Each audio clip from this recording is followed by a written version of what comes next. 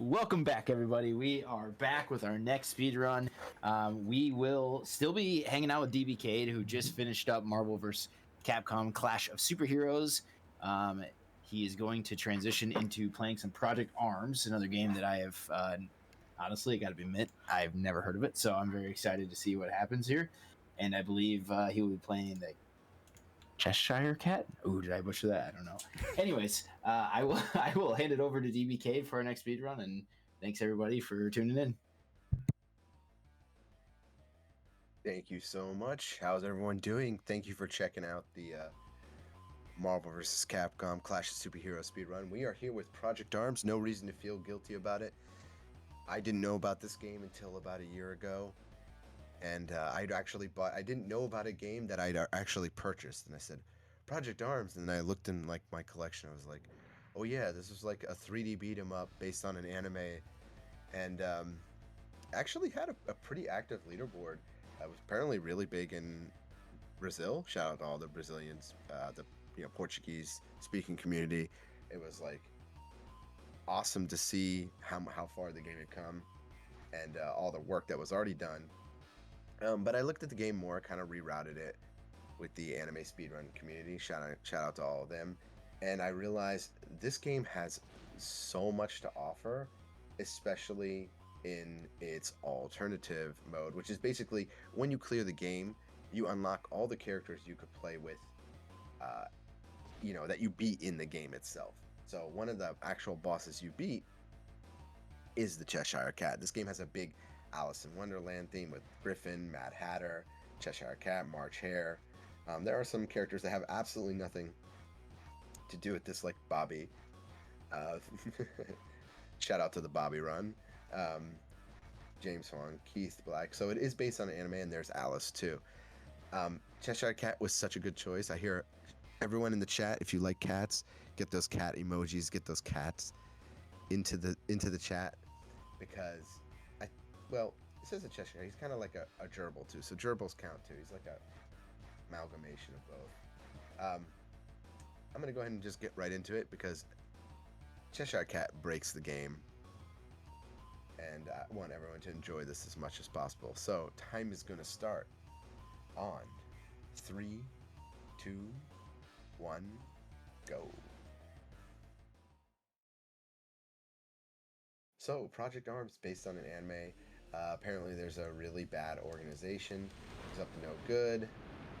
The same old with a lot of anime shows that are out there. Honestly, I've never seen Project Arms. I've only watched like the opening and a few a couple like videos talking about the series.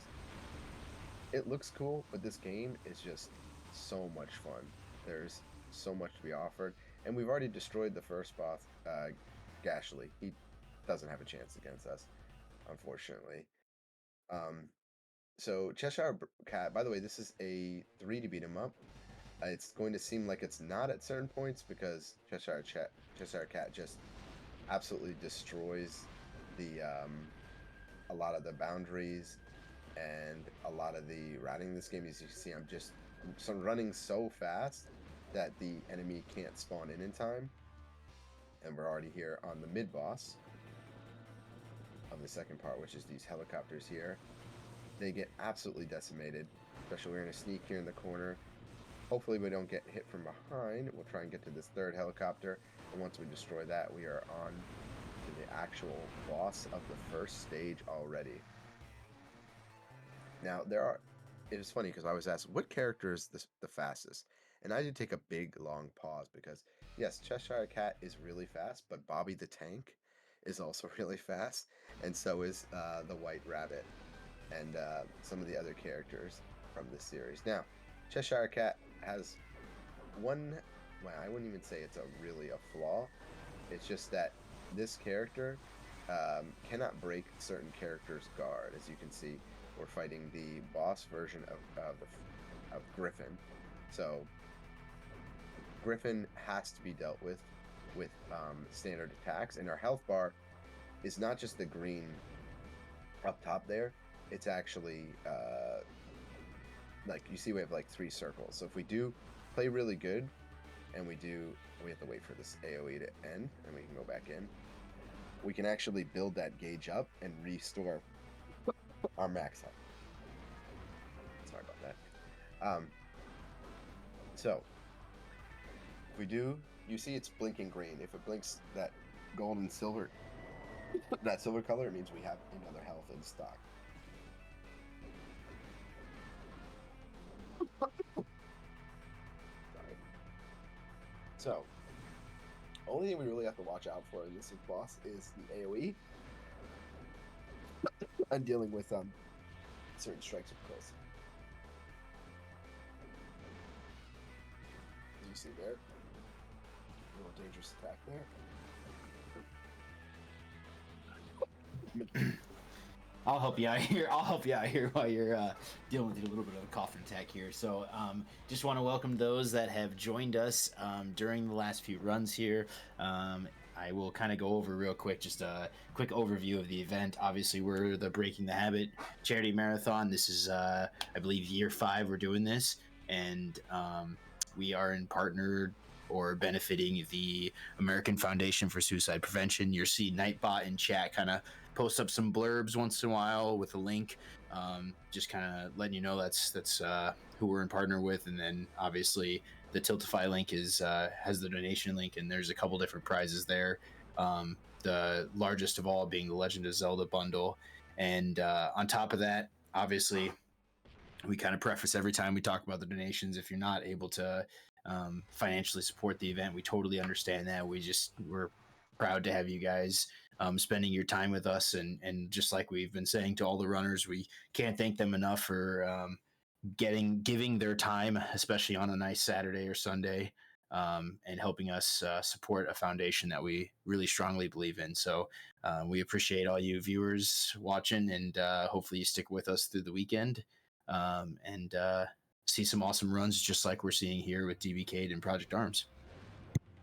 Thank you for saving me from the attack. Yeah, it is really nice to have extra help here. It is 2:42 a.m. in Japanese Standard Time, and I also do have pharyngitis, so I'm trying to be extra careful on that front as well while I completely decimate these bosses. The first boss, by the way, is the only real issue we have in this game. So after we, by the way, those like tanks and platforms and all those things in our way, they're normally supposed to take I would say about like 10 hits, but Cheshire Cat just does not care and blasts through them like all the other bosses. That's Stinger, by the way. He's a ninja of sorts, but I don't know, he's wearing some pretty bright colors and didn't move quite quick enough to like start his attack, so we just kind of threw some Cheshire Cat needles. Key Silver here, he turns into the Mad Hatter, and the Mad Hatter can be annoying only because of this kind of like Kamehameha attack that it shoots out.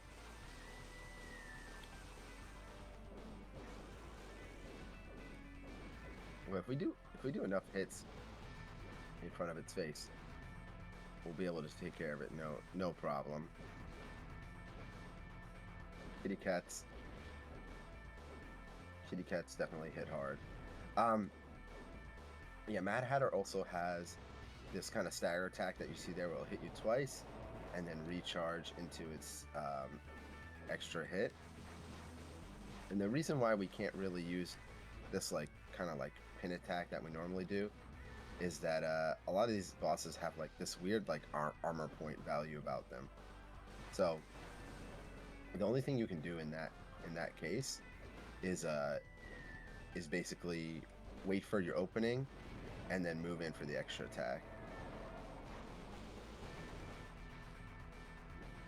Every character in this game, by the way, when they get knocked down, they have a couple options. They can decide to move,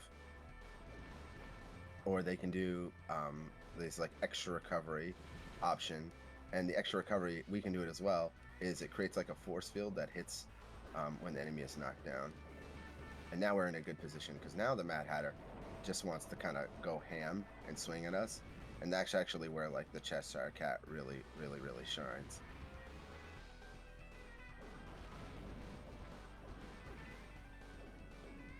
So So OTG damage means off the ground. There's that Kamehameha I was talking about. And Cheshire Cat can do off the ground attacks as well as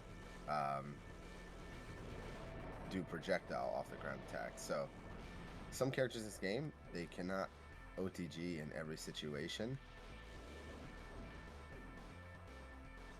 Luckily, Cheshire Cat is so fast we can just run around the Big Bang attack. Why does Mad Hatter have this attack where he's like lighting up the whole stage? I don't know. Definitely check out the series. This game is so cool. When I watch the series, it's definitely like aging in a interesting way. And I tried to like skim through to like figure out like what the story was behind all the arms and stuff, but haven't quite gotten there. So this is the third stage, and the tricky part about this stage is that we actually have to sneak around them. The enemies are more of an obstacle than the actual stage itself, just because of their placement. And with these like long corridors, and so we'll have to use our splash attack, which we don't normally use just because it's a little bit slower, just to make it to the extra hallway. All the human enemies in this game, by the way, they really can't do a lot to us. And the reason why the Cheshire Cat is probably the safest, well, I wouldn't say it's the safest run, but one of the most fun runs to do once you've kind of cleared the game 1 or 2 times, is that you obviously see how many extra health gauges we build. So it gives you a lot of room for error.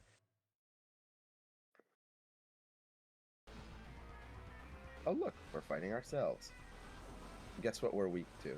Ourselves. So the Cheshire Cat, you haven't really seen me get hit all that much, but the funny thing about the Cheshire Cat is that the hitbox is very vertical on it. So when you get hit, the Cheshire Cat actually gets kind of lifted into the air and you can't recover to the down. So in the beginning there, we kind of broke the game for a second because he just got infinitely like carried up into the sky, and that's not supposed to happen. So a weird thing about this fight is it's a doppelganger fight, but it really is just who hit who first. And they, for some reason, the enemy does not use their needle attack until phase 2. Technically phase 3 of the game, because there's like that boss has like 4 different like minor phases. It's broken. Here's Bobby the Tank. It's my favorite character in the whole game. Bye bye, Bobby the Tank. He has tank-like things like missiles and cannons and all sorts of fun stuff. One of the things that makes this kind of like, you're probably like, wow, how is this a hard speed run? Don't you play a lot of hard games? Well, yes, the enemy placement can get really buggy, and I'm trying not to be careful not to hit certain polygons to get stuck on the stage, as well as infinitely caught on an enemy. If I jump incorrectly, I can soft lock the game. No, don't get hit by that beam. Especially in this area. So this guy, see how they're got this kind of like dark aura coming out and then they shine green? If I get surrounded by them and they do that, it is a true infinite, and even on wake up, it will be a game over. These guys are in the next section as well, and they are brutal. There's a lot of things that the bosses, I don't know if they just didn't play test or what, but the bosses cannot, these extra characters just cannot get through certain sections without getting a little bit scuffed. And so that enemy happens to be one of the worst ones. And in these hallway sections here, I don't want to show it, but we could have gotten, like, jumped on one enemy's head wrong, and then what would have happened was I would have just been infinitely falling in that position until somehow, and sometimes it doesn't happen, another enemy would push them out of the way. 3 to beat 'em ups. This I don't really know that many like true 3D beat 'em ups. It's kind of a rare genre, and this is kind of a rare game. So the March Hare, really, really cool character. Puts down crystals, can put an air crystal or 3 ground crystals, which will home at me and shoot a laser beam in my direction. And they'll also sway to left or right, depending on the position. And the March Hare also has a a big laser spray like that, or a kind of, single beam blast that she can do in my face. As well as she can jump, has the highest jump in the game, and can jump well across the stage. Oh, there's me getting tripped up by the... I can destroy the crystals, but the problem is I don't want to give March Hare... See, there's that little flip jump I'm talking about. It turns invisible, can flip jump, and just completely spawn on another side of the screen. By the way, there are walls in this stage.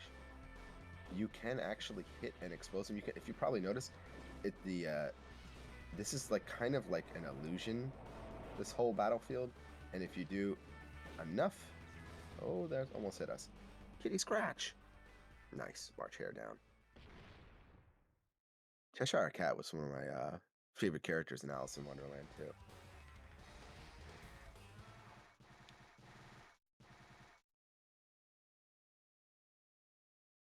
Yeah, very, very intense boss. So we are on the console, the final stage. So first off, we fight Ghastly and his goons. We're gonna take down the enemies the same way. Stop doing it. I'm caught in a weird loop. Yeah, sometimes moves in this game, they're done by like the L1 or holding R1. I meant to break those earlier. Where is he? Stinger is wearing different clothes, but he's the same character. There we go, we shifted. Camera's bad. Ah, I see you now. The only thing we really have to worry about against Stinger is the kunai. And we're on to the first mid-boss, which is just 3 Bobby tanks. Bobby is... The only thing we have to worry about is you just saw that little like beam laser.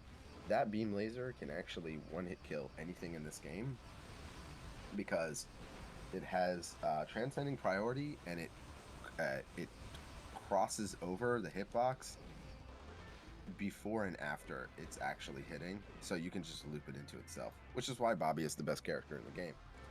But Bobby cannot move well. Alright, this is the hardest section of the hallway. We're going to fight this tank here at the beginning. And right after we destroy this, we have to fight those aura guys I was talking about. That one with the really cool like android laser. I guess they're like androids. Let me switch the camera.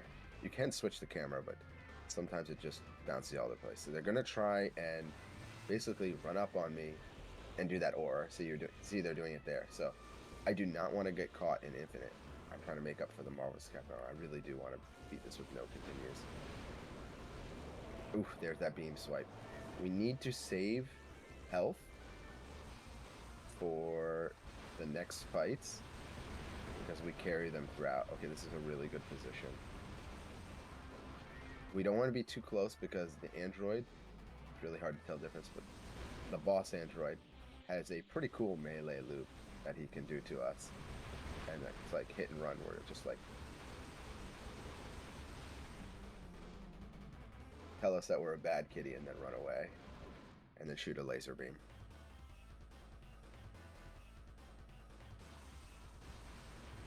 Yeah, we're pretty much refighting all the bosses that we fought in the game, except now they're actually powered up and can enter their phases a lot faster. I mean, no, really bad. If you lose here, by the way, it's not the end of the world, but you have to do that hallway again, and it can be kind of... Oh, you saw how we barely squeezed through that sometimes, but definitely the hardest section of the game right here. One thing is this guy, you see that he'll like instantly, he kind of has like instant transmission for some reason, as well as going invisible. And a lot of characters can basically change the last attack of their arm. So he can switch it from that little swipe to like a jump attack where it overheads and hits behind, and he jumps pretty high in the air too. Oh, that was a really good clear, actually. So now we fight Keith Black, and Keith Black has one annoying attack where it's the fourth hit of that where it'll just, his arm will turn giant and it'll like basically do a bunch of hits if we happen to be intact with it, but if we don't allow it to come out, he doesn't have any other tools otherwise. I am rotating the stick while I'm going into my needle attack, because if you face the wrong direction or you're not perfectly lined up, it's very easy to give the enemy an opening or have them disappear. Keith White is a little bit annoying just because his character likes to hop into the air. He has basically 3 phases. He'll hop in the air, do some projectiles. When you do enough damage to him, he'll go into one of his other phases where he legitimately just has a Kamehameha, like just straight up has a Kamehameha, as well as these Ki Blasts. Those are one hit against any character in the game. He's playable, by the way, and he has that little, like, you just probably notice there's like this line that travels across the screen. That is basically like a trip up attack, and he can combo into that. And the worst thing he has is if you let him do, there it is, if you let him do too much and he goes into certain phases, he will then summon the crystals, especially when he goes into the air. We do not want him to do that because, oh, it says exclamation, there must be one of them on the air. Because they're more than March Hare, and the homing is much, much better. And it's easy to get kind of, if, again, those will also one-hit kill if we get trapped in the corner. See how they were in a weird spot there? So I could, because of the camera, I couldn't even see that they were out or on the screen. We can hit him when he goes invisible, but it's a bit tricky. Oh, that's exactly what I was talking about. So the way to avoid that, right, is I purposely did not use any of my wake-up options to make sure that I could not get off the ground attack. So nice, we got through Keith White. And now we have one final boss gauntlet, where now we fight the boss versions of all the characters we just defeated. And then finally we fight the Jabberwock and Alice.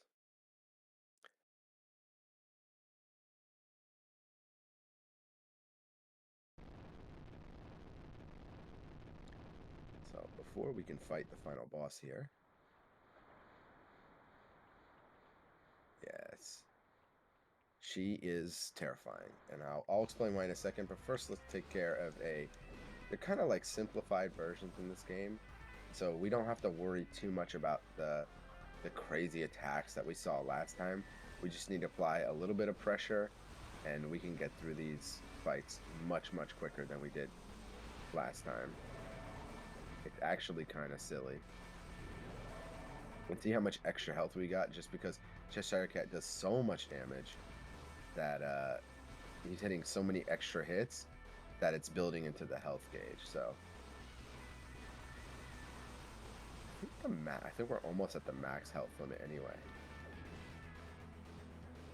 This can be annoying for certain characters because obviously you're dealing with, like, March Hare will jump, summon a crystal, jump, summon a crystal, jump, summon a crystal. So, and the computer just forces you to do the Cheshire Cat, like basically locks you on the Cheshire Cat.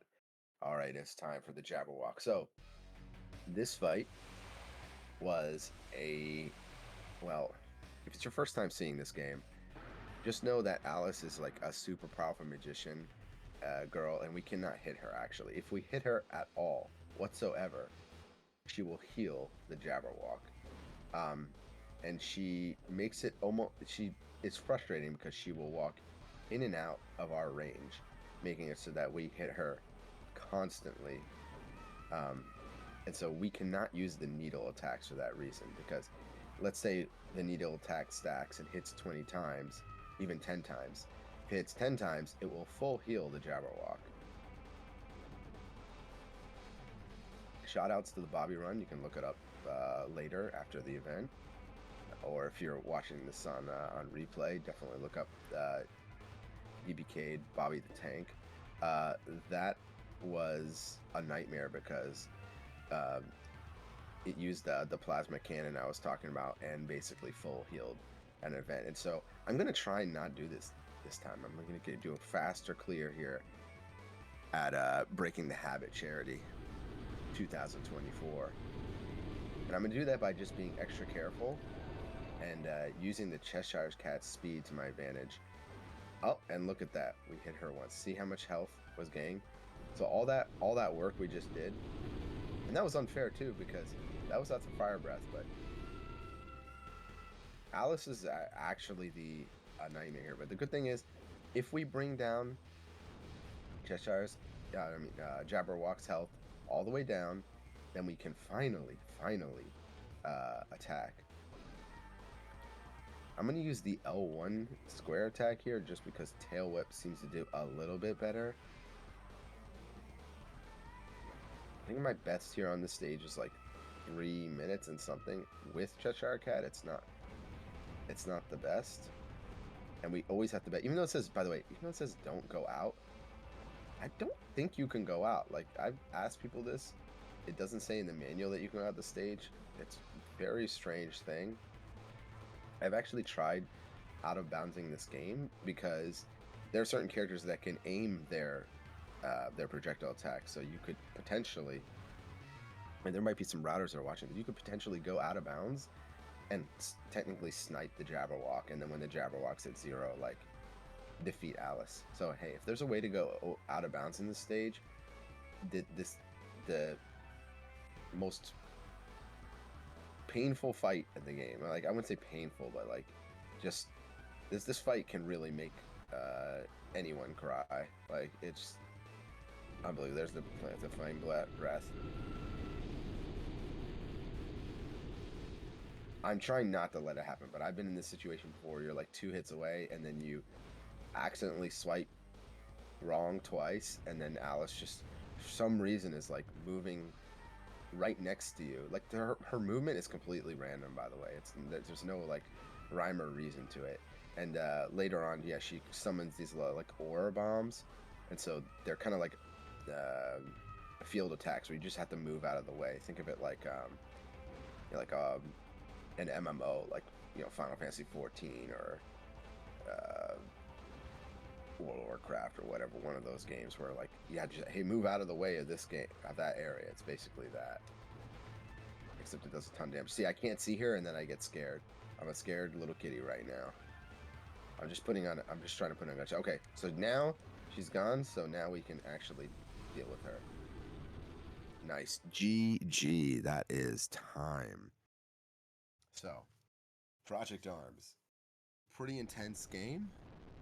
A lot of complicated maneuvers. Really, really, really, really fun speedrun. Like, honestly, I love beat 'em ups. I love action belt games. And this is a shot up to like top 10 for me because it's just so fun. Like, every character in this game plays like they're from not even like a different game, like a different universe. Just the creativeness. It's strange but wonderful and amazing. Final time, by the way, of 25. Really awesome. Oh, thank you everyone for the GGs. Thank you for tuning in. I don't have anything else really to promote. Like I already said, like, shout outs to the speedrun community, the anime speedrun community in particular. I'll put, maybe I can put a link later in the Discord, but if you just look up like anime speedrun game on speedrun.com, it's pretty much there. Like, a lot of people in the community will definitely reach out and help if you're interested in this game, you think it looks cool. There's tons of characters, and although a lot of the OG